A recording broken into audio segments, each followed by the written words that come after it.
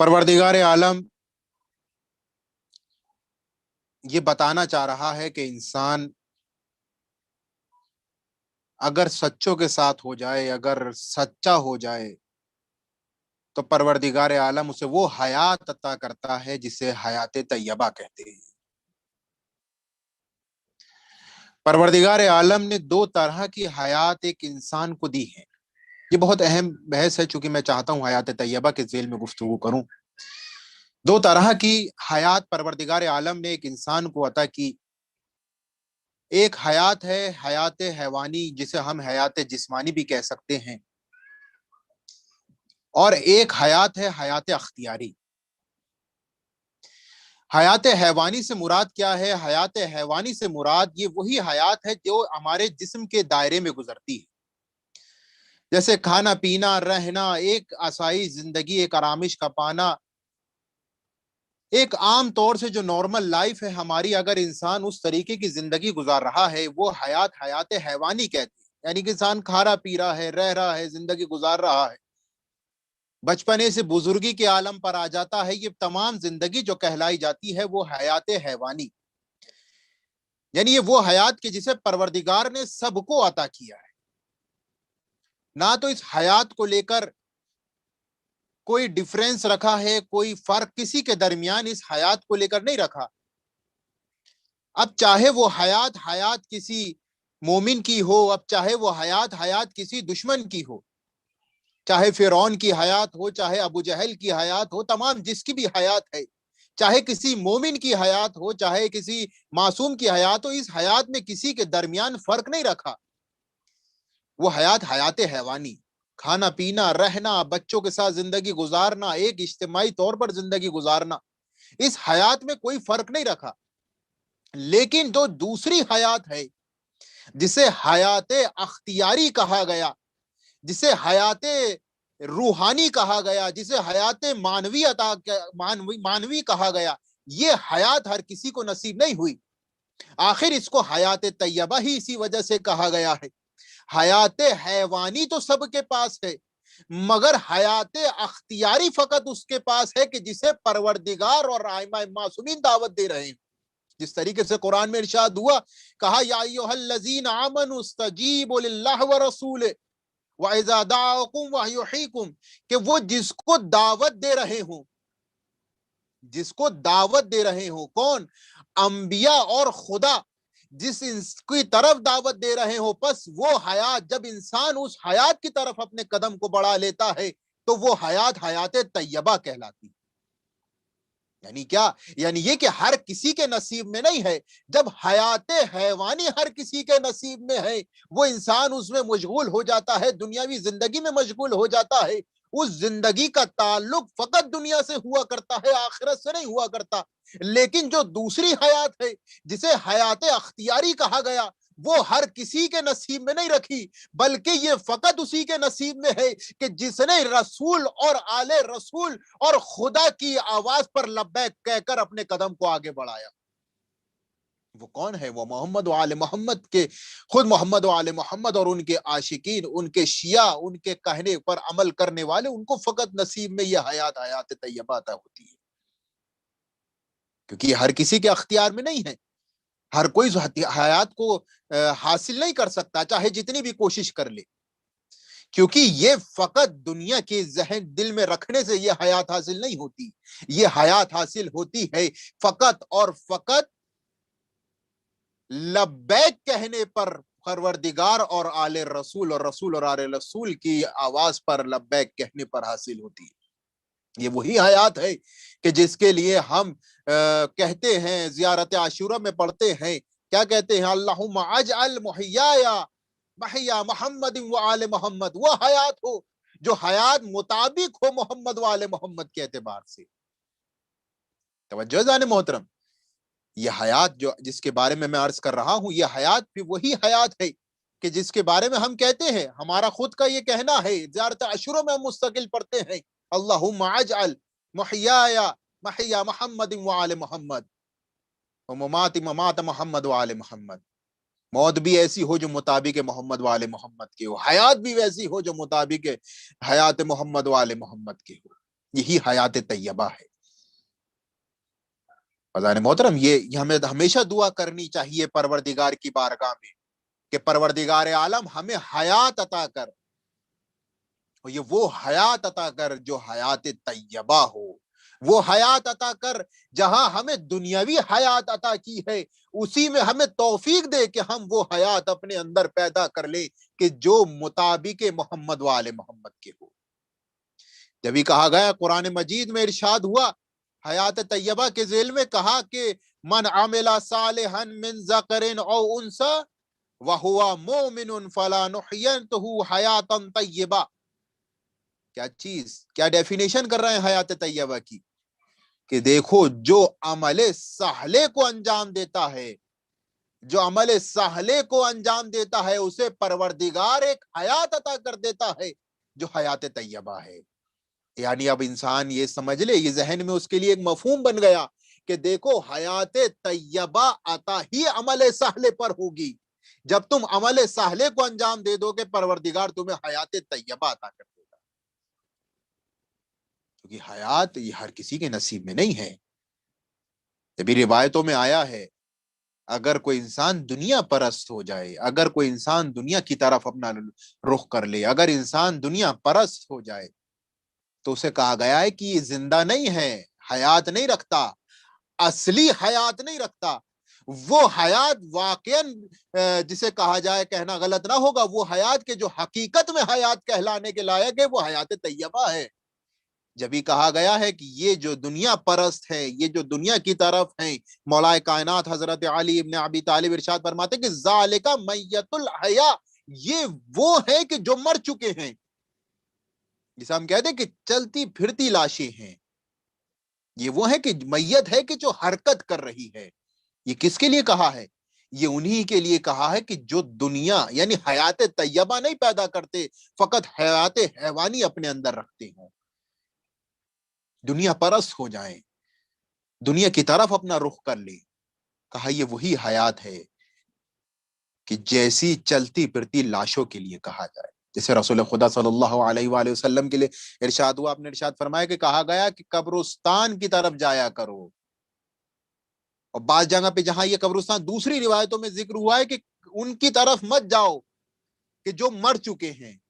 جب پوچھا گیا یا رسول اللہ یہ آپ ابھی ایک جگہ آپ کہتے ہیں کہ دنیا قبرستان کی طرف نہ جاؤ، لیکن دوسرے مقام پہ ہم نے سننے میں آتا ہے کہ ایسی جگہ مت جاؤ کہ جو مر چکے ہیں، اس سے مراد کیا ہے؟ تو آپ نے فرمایا کہ وہ کہ جنہوں نے دین کی طرف سے اپنا رخ دنیا کی طرف موڑ لیا،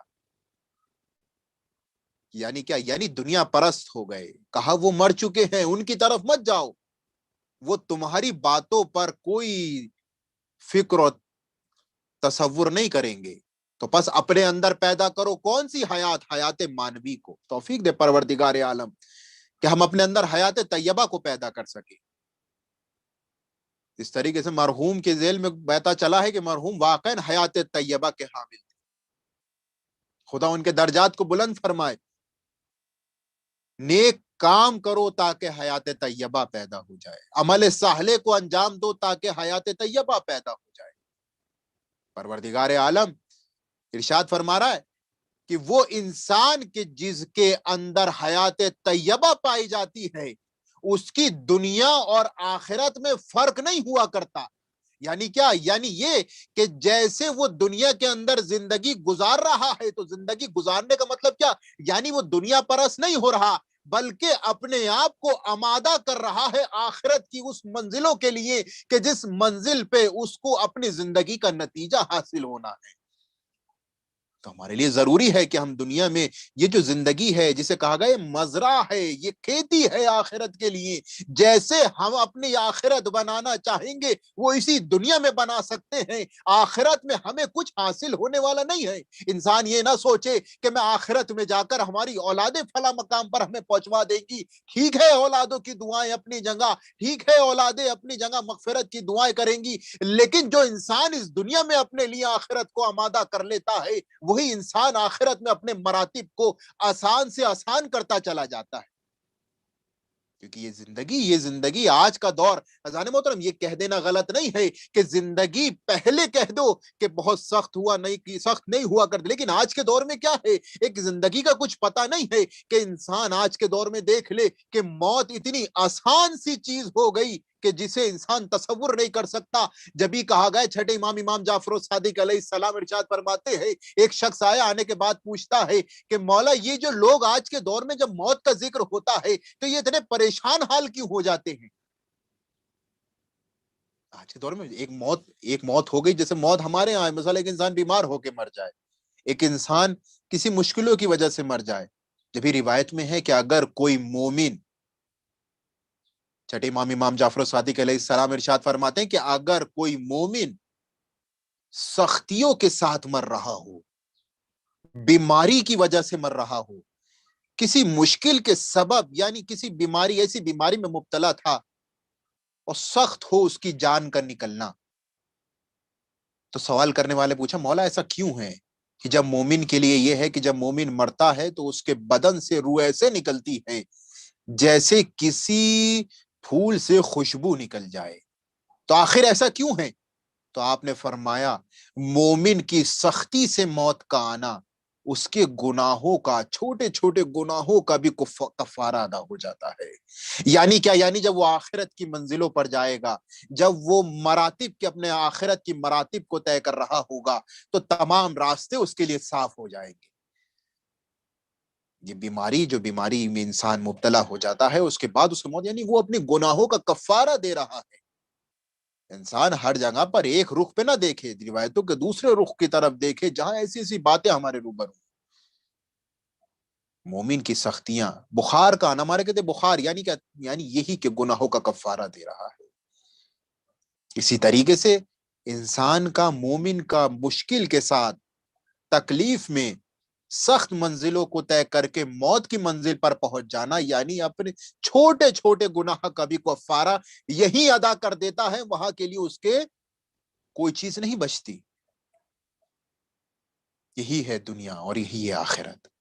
عزیزان محترم، حیات طیبہ جب انسان کو عطا ہو جاتی ہے، اب کچھ سوال اصل میں یہ آ جاتا ہے کہ ہمیں اب کیسے پتا چلے، یا ہم کیسے ان حیات طیبہ کی منزلوں پہ پہنچے، حیات طیبہ ہمیں حاصل کیسے ہو؟ بس کچھ نکات اور اپنی بات کو تمام کرو۔ حیات طیبہ ہمیں کیسے حاصل ہو؟ ارشاد ہوا حیات طیبہ کے بارے میں کہ دیکھو، جس طریقے سے روایت میں ارشاد ہوا، چھٹے امام جعفر الصادق علیہ السلام ارشاد فرماتے ہیں اللہم صلی علی محمد و آل محمد، ارشاد فرماتے ہیں، روایت میں موجود ہے کہ آپ نے ارشاد فرمایا من قرأ سورۃ المزمل فی آخر اللیل او فی صلاۃ العشاء، کہ اگر کوئی سورہ مزمل کی تلاوت کرے، کب؟ فی آخر اللیل، رات کے آخری وقت پر، اور او فی صلاۃ العشاء، اور یا پھر نماز عشاء میں۔ سوال کیا ہے کہ ہمیں حیات طیبہ کیسے حاصل ہو؟ ہم چاہیں، مثلا ایک انسان ہے چاہتا ہے کہ میں حیات طیبہ کو حاصل کر لوں،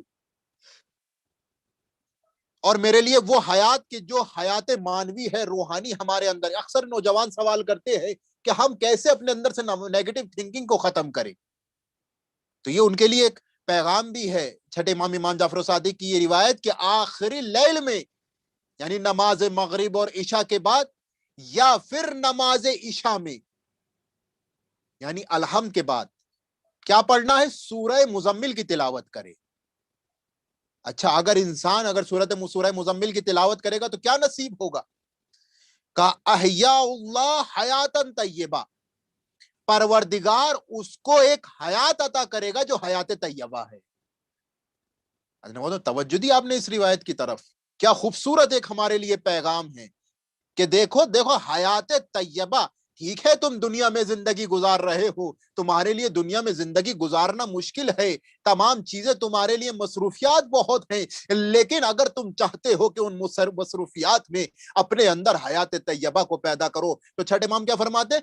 ہر روز شب میں سورہ مزمل یا نماز مغرب و عشاء کے بعد، نماز مغرب و عشاء کے بعد یا پھر الحمد کے بعد نماز عشاء میں سورہ مزمل کی تلاوت کرو۔ پروردگار احیا اللہ حیاتن طیبہ، پروردگار جو تمہیں دوسری حیات عطا کرے گا وہ حیات طیبہ ہے۔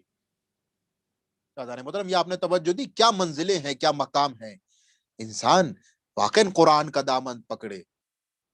جبھی کہا گیا ہے کہ آیت اللہ بہجت خدا مقام عالی کرے مرحوم کا، اللہ مقامہ تعالی، کیا ارشاد فرماتے، کہتے ہیں کہ اگر کوئی انسان حیات طیبہ حاصل کرنا چاہے، حیات طیبہ کے ذیل تو ایک کتاب ہے، اگر وہ اس کتاب کی تمام عبارتوں کو پڑھتا رہے تو سمجھ لے اس کی زندگی کی تمام مشکلیں حل ہو جائیں گی، تمام دعائیں اس کی قبول ہو جائیں گی اور اسے حیات طیبہ عطا ہو جائے گی۔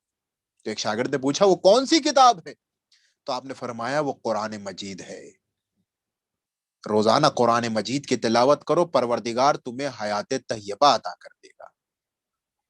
آج ہمارے لیے واقعا بڑا سخت منزلیں ہیں، انسان قرآن کی طرف نہیں آ رہا، دیگر مقامات پہ جانے کے لیے آمادہ ہے مگر قرآن سے دور ہوتا چلا جا رہا ہے۔ تو ہمارے لیے ضروری ہے کہ ہم قرآن مجید کے دامن کو پکڑیں۔ کیا مشکل ہے، اگر روزگار چاہیے تو بھی قرآن اس کا جواب دے رہا ہے، بے اولاد ہے تو قرآن اس کا جواب دے رہا ہے، بیمار ہے تو قرآن اس کا جواب دے رہا ہے۔ آج ہم فقط قرآن اس وقت اٹھا رہے ہیں کہ جب ہم مشکل میں ہو جاتے ہیں، جبکہ ہمیں قرآن کو اپنی سانسوں میں اتار لینا چاہیے۔ قرآن ایک ایسی کتاب ہے کہ اگر انسان اپنے کسی کام میں، جب ہم یہ کہہ رہے ہیں، روایتوں میں موجود ہے کہ اپنے ہر کام کو بسم اللہ کہہ کر شروع کرو، تو یعنی یہ سمجھ لو کہ جب تو ہر کام تم کر رہے ہو تو پروردگار اس کام میں برکت عطا کر دے۔ یعنی کیا یہی قرآن مجید ہے کہ جب تم قرآن کے کسی ایک سورے کی تلاوت کرو روزانہ، اگر بہت آسان سا ہے، مثلا اگر انسان روزانہ اگر گھر سے نکل رہا ہو تو ایک سورہ پڑھ کے باہر نکل جائے، گھر میں داخل ہو رہا ہے تو ایک سورہ پڑھ لے، خالی بیٹھا ہوا ہے تو قرآن کی ایک تلاوت، آج ہمارے سامنے موبائل ہے، موبائل کے اندر قرآن موجود ہے، انسان پڑھے۔ یہ تمام کام ہی ہیں جو ہمیں حیات طیبہ عطا کرتے ہیں۔ خوب، اگر ہم سورہ، یہ جو روایت ہے کہ ہر روز نماز مغرب عشاء کے بعد اور یا پھر اگر نہیں پڑھ سکتا تو مغرب میں ہی یا عشاء میں الحمد کے بعد سورہ مزمل کی تلاوت کرے۔ آخر سورہ مزمل کیوں؟ سوال یہاں آ جاتا ہے، بس ہی میں اپنی روایت کی بات تمام کر رہا ہوں، اپنی بات کو بھی۔ آخر سورہ مزمل کیوں؟ کیا ہے سورہ مزمل کے اندر جو چھٹے امام جعفر صادق علیہ السلام نے ارشاد فرمایا؟ آپ فرماتے کہ سورہ مزمل میں وہ حکم ہے جو تمہیں حیات طیبہ کی منزلوں پر پہنچا دیتے ہیں۔ آخر وہ کون سی چیزیں ہیں سورہ مزمل کے اندر جو ہمیں حیات طیبہ؟ اب انشاءاللہ آپ اگر سورہ مزمل کی تلاوت کریں تو ان مقامات کو دیکھیں، ماشاءاللہ الحمدللہ بہت سی تعداد ہے جو سورہ مزمل کی تلاوت ہر روز کرتی ہے، لیکن کبھی ان مقامات پہ ہمیں غور کرنا چاہیے کہ سورہ مزمل میں آخر وہ کون کون سی بحثیں ہیں جس کی وجہ سے چھٹے امام ارشاد فرما رہے ہیں کہ ہر روز نماز مغرب اور عشاء کے بعد سورہ مزمل کی تلاوت کرو۔ آخر کون سی ہے؟ سورہ مزمل کی طرف آئیں، سورہ مزمل کھولیں اپنے سامنے اور دیکھیں ان مقامات پہ آخر وہ کون کون سی چیزیں ہیں کہ جو ہماری تربیت کو بنا رہی ہیں۔ جب کہا ہے کہ سورہ مزمل کے اندر دو طرح کی گفتگو ہوئی، ایک فقط رسول سے مخاطب ہے اور دوسرا ہم سب سے مخاطب ہے، یعنی یہی کہ دیکھو یہ تمام کام تم انجام دو، پروردگار تمہیں حیات طیبہ عطا کر دے گا۔ ایک اس کام کو بھی انجام میں لا دینا، دوسرا فقط اس کی تلاوت کر دینا۔ قرآن میں جب بھی کہا گیا ہے تدبر اور تفکر کرو، سوچو سمجھو، فقط ایسے ہی پڑھ کے نہ گزر جاؤ۔ جب تم سوچو اور سمجھو گے تو سمجھ لینا تمہاری زندگی پروردگار کی بارگاہ میں ایک بلند مقام کی طرف جا رہی ہے۔ تو آج سورہ مزمل کی طرف رک کرے، سورہ مزمل میں دیکھیں کیا کیا کیا ارشاد ہوا، کہ جس طریقے سے سورہ مزمل میں اگر ہم نگاہ کریں، کیا ہے سورہ مزمل میں؟ سب سے پہلا پیغام قم من اللیل الا قلیلا، یعنی کیا؟ نماز شب کو ادا کرو، تمہیں حیات طیبہ عطا ہو جائے گی۔ قم اللیل الا قلیلا. توجہ ہے ذہن محترم. نماز شب کیا مراتب کو بلند نہیں کرتی؟ ایک انسان کی حیات کو خوبصورت حیات نہیں کر دیتی؟ کہا کوئی بھی مشکل ہے نماز شب میں دعا کرو، پروردگار اس مشکل کو حل کر دیتا ہے. انسان اگر نماز شب کا پابند ہو جائے تو یقین جان لے کہ وہ انسان اس دنیا کی طرف سے منہ خود بخود موڑ لے گا، کیونکہ اسے آخرت کی خوبصورتی نظر آنے لگے گی. یہ ہے پہلا پیغام سورہ مزمل کا. کیا ہے؟ قم اللیل الا قلیلا، رات کے وقت نماز کو ادا کرو، یہی نماز شب ہے. دوسرا مقام کیا آتا ہے؟ ورتل القرآن ترتیلا،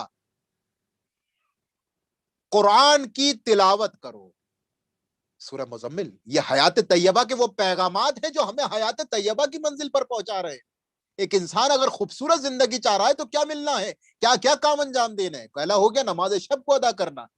دوسرا ورتل القرآن ترتیلا، قرآن کی تلاوت کرو، تمہیں حیات طیبہ عطا ہو جائے گی.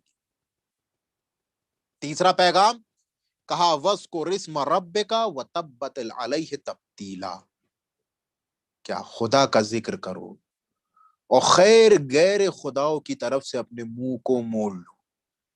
یعنی کیا؟ یعنی فقط اور فقط تمہارے لیے ہدف خدا ہو، پروردگار ہو، غیر خدا تمہارے لیے نہ ہو، دنیا تمہارے لیے نہ ہو. کسی غیر سے اپنی حاجت کو مت لگاؤ پروردگار کے علاوہ. اگر تم نے یہ کر لیا تو تمہیں حیات طیبہ حاصل ہو جائے گی. یعنی یہی کہ اپنے آپ کو خدا کی بارگاہ سے نا امید مت کرو، اپنے آپ کو خدا کی بارگاہ سے منحرف نہ کرو، اپنے آپ کو پروردگار کی بارگاہ سے رخ نہ موڑو، کسی اور کے بارگاہ پہ جا کر اپنے ہاتھوں کو مت پھیلاؤ. جو بھی طلب کرنا ہے پروردگار سے طلب کرو، پروردگار تمہیں وہ عطا بھی کرے گا اور ساتھ ساتھ حیات طیبہ کو بھی عطا کر دے گا. یہ ہو گیا تیسرا پیغام سورہ مزمل کا، نماز شب. دوسرا پیغام ورتل القرآن ترتیلا، قرآن کی تلاوت کرو. اور تیسرا پیغام وَاذْكُرِ اسْمَ رَبِّكَ، یعنی غیر خدا کی طرف تمہارا ذکر نہ ہو، فقط اور فقط خدا کا ذکر ہو. پھر آیا فَاتَّخِذْهُ وَكِيلًا، سورہ مزمل میں فَاتَّخِذْهُ وَكِيلًا یعنی کیا؟ یعنی یہ کہ ہر کام کے لیے پروردگار کو وکیل بنا دو. یعنی کیا؟ یعنی پروردگار ضامن ہے ہر کام کا، جو بھی کام کرو خدا کے لیے کرو. جو بھی کام جس چیز کی طرف بھی اپنے آپ کو بڑھا رہے ہو تو خدا کے لیے کرو.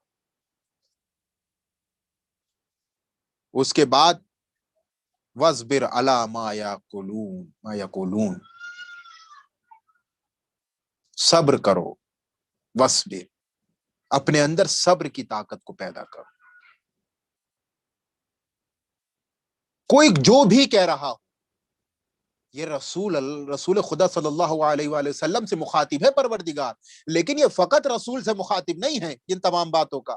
اکثر مثلا کہ تو رسول سے خطاب تھا، یہ رسول سے خطاب نہیں تھا فقط، یہ تمام عالم اسلام، یہ تمام انسانوں سے خطاب تھا جو اس دنیا میں آنے زندگی گزار رہا ہے، کہ صبر کرو. ما یقولون، کوئی کچھ بھی کہہ رہا ہو، کیونکہ دو طریقے کا صبر ہوتا ہے. ایک انسان کسی کام پر صبر کرنا آسان ہے، لیکن کسی گفتار پر، کسی بات پر صبر کرنا آسان نہیں ہے. کسی کام کو انجام دینا تھا، اس پر انسان ممکن ہے، زیادہ امکان ہے کہ انسان کے لیے وہ آسان ہو اس جگہ پر صبر کرنا. لیکن ایک ایسا مقام کہ جہاں پر بات، کسی کی گفتار پر، کسی کے بولنے پر، اس جگہ پر صبر کرنا وہ مشکل ہے. جب بھی کہا گیا وَاصْبِرْ، صبر کرو. اس کے بعد ارشاد ہوا وَاهْجُرْهُمْ هَجْرًا جَمِيلًا، موڑ جاؤ، رخ موڑ لو ان کی طرف سے. فَقَرَعَ مَتَيَسَّرُونَ، آخری پیغام پڑھو. فَقَرَعَ مَتَيَسَّرَ، جو بھی میسر ہو رہا ہے، یعنی کیا؟ یہی قرآن مجید کی تلاوت کرو، جو تمہارے درمیان تمہارے پاس آ رہا ہے، فقرا، اس کی تلاوت کرو، اس کو پڑھو۔ تو عزیزان محترم، یہ وہ مقامات ہیں کہ جو ہمیں حیات طیبہ کی منزل پر پہنچائیں۔ میں نے اپنی بات تمام کی۔ ایک انسان جو اس دنیا میں زندگی گزار رہا ہے، تمام مشکلات، کیونکہ ایک انسان آسائشیں تو پیدا کر سکتا ہے دنیا سے، لیکن آرامش کو پیدا نہیں کر سکتا۔ ایک انسان دولت کے ذریعے تمام چیزوں کو تو خرید سکتا ہے، لیکن سکون کو دولت کے ذریعے نہیں خرید سکتا۔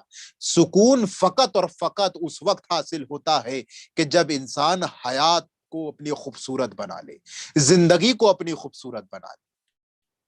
کیونکہ انسان اگر بیمار ہوتا ہے تو دولت اور تمام چیزیں خرچ کرنے کے لیے آمادہ ہو جاتا ہے، تمام چیزیں خرچ کرنے کے لیے تیار ہے انسان۔ کہا ہے کہ دنیا یعنی تمام پیسہ، دولت، گھر بار ایک دنیاوی بیماری کے لیے خرچ کرنے کے لیے آمادہ ہے۔ جس طریقے سے مولا کائنات حضرت علی ابن ابی طالب ارشاد فرماتے ہیں، کہتے ہیں کہ اگر تمہارے ساتھ دنیاوی مشکل ہو تو کہا گا اجعلوا اموالکم وانفسکم ودون انفسکم، کہ اگر تم دنیاوی چیزوں میں مشکل میں ہو، بیمار ہو، دنیاوی معاملات میں، تو کیا اپنی دولت کو خرچ کر دو اس کو صحیح کرنے کے لیے۔ دون انفسکم، اپنے نفس کو مت خرچ کر دینا۔ یعنی کیا؟ یعنی غیر خدا کی طرف مت چلے جانا اس چیز کو ٹھیک کرنے کے لیے، لیکن اگر مسئلہ دین کا آ جائے، ادھر کیا کہا؟ دون انفسکم، اپنے نفس کو مت خرچ کرنا دنیا کے لیے، لیکن اگر مسئلہ دین کا آ جائے، وَاجْعَلُوا أَمْوَالَكُمْ وَأَنفُسَكُمْ، قرار دے دو، خرچ کر دو، کس چیز کو؟ اموالکم، اپنے مال کو، وانفسکم، اپنے نفس کو۔ چاہے تمہیں شہید ہونا ہو، چاہے یہ تمام چیزیں کیا ہے، شہادت کے لیے جنگوں کی طرف جانا، دفاع کرنا، حرم کی حفاظت کرنا، روزوں کی حفاظت کرنا، یہ شہادتیں کیا ہے؟ یعنی وانفسکم، اپنے نفس کو بھی خرچ کر دو، اپنے مال کو بھی خرچ کر دو جہاں مسئلہ دین کا آ جائے۔ خزان محترم، یہی بس میں نے اپنی بات کی۔ یہ رخ ہمیں کربلا کے میدان میں نظر آ جاتا ہے۔ کیا ہوا تھا کربلا کے میدان میں؟ یہی تھا، وَاجْعَلُوا أَمْوَالَكُمْ وَأَنفُسَكُمْ، لوگوں نے اپنی دولتوں کو خرچ کر دیا، اپنی جانوں کو خرچ کر دیا۔ ہر انسان امام کے دامن میں آ کر کھڑا ہو گیا۔ پروردگار ہمیں توفیق دے کہ پروردگار ہم اپنے دین کی حفاظت میں اپنے تمام مال اور نفس کو بھی خرچ کرنے کے لیے آمادہ رہے۔ جتنا ہو سکے انسان اپنے لیے، خصوصاً اپنے اور اپنے مرحومین کے لیے دعا کرے کہ پروردگار ہمیں توفیق دے کہ ہم جتنا ہو سکے اپنے آپ کو اس کی راہ میں آمادہ رکھیں۔ کس چیز کے لیے؟ حاضری کے لیے۔ محترم، بہت مشکل ہوا کرتا ہے یہ وقت۔ امام جب اپنے لشکر کو آمادہ کر رہے تھے تو پتہ نہیں کتنوں کے پاس خط گئے، کتنوں کے پاس امام خود خیمے پہ گئے۔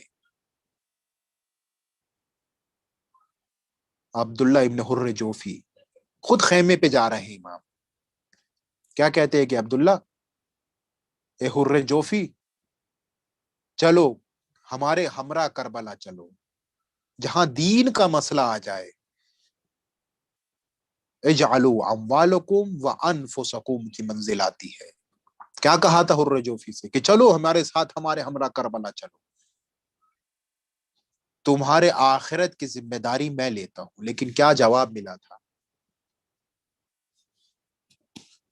مولا اگر میرے لیے جانا مشکل ہے، اگر مال چاہیے، تلواریں چاہیے، سواری چاہیے، دولت چاہیے، تو میں حاضر ہوں۔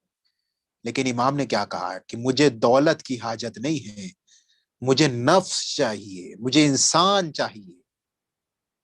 تو ہمیں اس منزل پر ہونا چاہیے کہ پروردگار تجھے واسطہ ہے محمد والے محمد کا، ہمیں اس مقام پر پہنچا کہ جس مقام پر ہم اپنے نفس کو اپنی ہتھیلی پہ لے کر کھڑے رہے، جب امام کی آواز ہو تو ہم لبیک کہہ کر ان کے سامنے حاضر ہو جائے۔ خزان محترم، یہ ہمارے لیے ضروری ہے، لیکن حاضری نہیں ہوئی۔ لیکن کچھ ایسے بھی نظر آئے کہ جنہوں نے اسلام تو قبول نہیں کیا تھا، مگر معرفت امام اس منزل پر ان کو لا کر پہنچا دیتی ہے کہ وہ اپنے نفس کو امام کے قدموں پہ لا کے رکھ دیتا ہے۔ ہاں عزیزان محترم، کربلا کا میدان، کہ جس میدان میں ہم دیکھ رہے ہیں کہ تمام لوگ ہیں، چاہے بزرگ ہو تو وہ بھی امام کے قدموں پر ہے، جوان ہے تو وہ بھی امام کے قدموں پر حاضر ہے، چاہے 6 ماہ کا علی اصغر ہے وہ بھی امام کی آواز پر لبیک کہتا ہوا نظر آ رہا ہے۔ لیکن روایتوں میں موجود ہے کہ جب تمام لوگ شہید ہو گئے، جب تمام لوگ شہید ہو گئے نا، تو امام آخری وقت میں اپنے آپ کو رخصت کے لیے لاتے ہیں، بہنوں سے رخصت ہوتے ہیں کہ بہنوں میں زینب میں جا رہا ہوں، مجھے رخصتی دے دو۔ تمام سے رخصت ہوتے ہیں، لیکن ایک وقت میں جا کر سید سجاد کے خیمے میں جاتے ہیں، اور جانے کے بعد سید سجاد کے خیمے میں داخل ہوتے ہیں، اور جانے کے بعد جب مخاطب ہوتے ہیں سید سجاد، تیرا بابا جا رہا ہے، رخصت کے لیے آیا ہے، لیکن جیسے ہی چوتھے امام نے امام حسین علیہ السلام کے چہرے کو دیکھا ہے، اور دیکھنے کے بعد ایک مرتبہ مخاطب ہو کر کہا، بابا العباس کہاں ہے، بابا علی اکبر کہاں ہے؟ فقط امام کا یہ جملہ کہہ دینا سید سجاد کے کلیجے کو پھاڑ دیتا ہے۔ کہا بس یہ سمجھ لو کہ مردوں میں یا تو تم زندہ ہو یا میں زندہ ہوں۔ میں اتنی سی بات کو سننا تھا، سید سجاد نے عصا کا سہارا لے کر اپنے آپ کو کھڑا کرنا چاہا، لیکن بیماری کی شدت اس عالم پر تھی کہ وہ کمزور بدن طاقت نہ رکھ سکتا تھا۔ روایتوں میں موجود ہے امام رخصت ہوتے ہیں، امام کا رخصت ہونا تھا، تمام بیویوں میں ایک کوہرام ہے، اور وہ کوہرام فقط اس بات کا ہے کہ ہمارا امام جا رہا ہے، ارے ہم انہی کے سہارے پر تھے۔ لیکن ہاں زان محترم، روایتوں میں موجود ہے کہ جب سید سجاد نے دیکھا کہ بابا جا رہے ہیں، ایک مقام پر کھڑے ہیں، بار بار بابا کی نگاہ کو دیکھ رہے ہیں، لیکن ہاں ایک جوان بیٹا جانتا ہے کہ باپ کی رخصتی کیا ہوا کرتی ہے، ایک بیٹا جانتا ہے کہ ایک یتیمی کی نزدیک آ جانا کیا عالم کہلاتا ہے۔ لیکن ہاں عزیزان محترم، روایت